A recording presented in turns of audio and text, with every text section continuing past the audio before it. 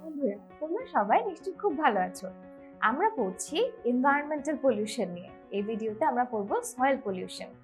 চলো তাহলে শুরু করা যাক। Among the most significant causes of soil pollution is the enormous volume of industrial waste which is being produced every day but not disposed properly. তাহলে among the most significant causes of soil pollution, তাহলে মাটি দূষণের সবচেয়ে বড় কারণগুলোর মধ্যে কোনটা আছে is the enormous volume of industrial waste।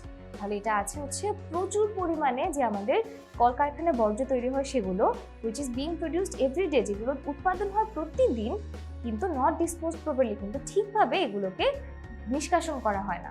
The mismanagement of household waste, mismanagement মানে কি আমাদের বাসাবাড়ির যে বর্জ্য আছে সেগুলোর অব্যবস্থাপনা, particularly the polythene shopping bags, বিশেষ করে পলিথিনের শপিং ব্যাগগুলো has caused serious threat to the soil and the drainage system। তাহলে এটা আমাদের যে ড্রেনেজ সিস্টেম আছে এবং যে মাটি আছে সেটাকে একটা বিরাট হুমকি স্বরূপ দেখা দিয়েছে।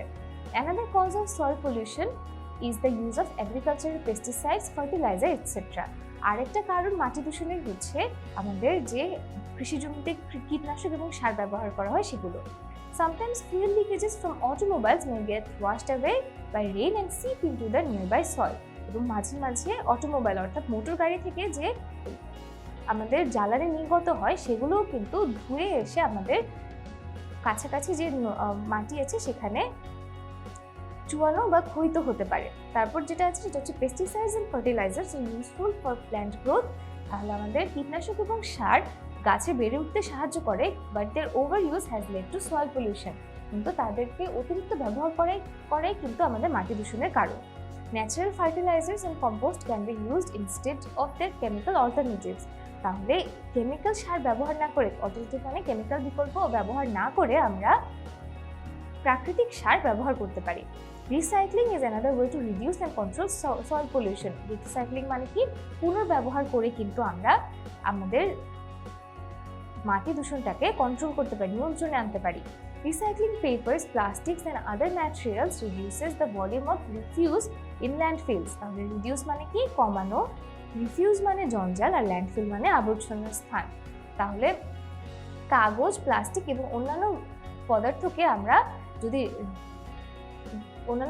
যদি আমরা রিসাইকেল করি বা পুনর্ব্যবহার করি তাহলে কিন্তু আমাদের যে আবর্জনা আছে আমাদের সেই আবর্জনাটাকে কমিয়ে ফেলে।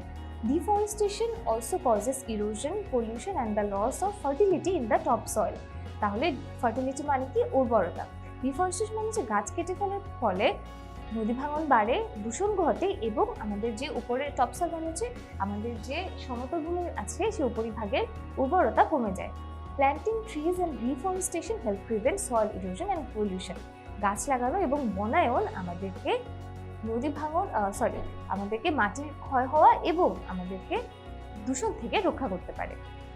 তাহলে দেখো বন্ধুরা, সুন্দর করে কিন্তু আমরা এখানে অনুবাদটাও দেখে নিতে পারবো এবং এই চ্যাপ্টারটা পড়ে ফেললাম।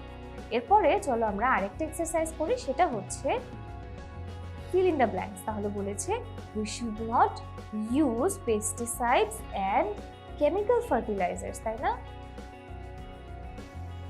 because they add to soil pollution. Deforestation is responsible for the loss of fertility in the topsoil. So to prevent soil erosion we should plant trees। তাহলে দেখো এখানে যে শব্দগুলো দিয়েছি এগুলোর কিন্তু একটা করে ইনপুট দেয়া, যদি এগুলো না হয়, যে দেখো প্রথম দুটো যে হয়নি, তাহলে আমরা দেখি এটা হবে ওভার ইউজ আর এটা হবে লিড। তাহলে বাকিগুলো তুমি দেখেছো chemical responsible prevent, তাহলে প্রথমটা হবে we should not overuse pesticides and chemical fertilizers because they lead to soil pollution। এগুলোর কারণে মাটির দূষণ হয়। Deforestation is responsible for the loss of fertility in the topsoil, so to prevent soil erosion and pollution we should plant trees। তাহলে দেখো এখানে আমি পাঁচটা থেকে তিনটে উত্তর ঠিকঠাক দিতে পেরেছি।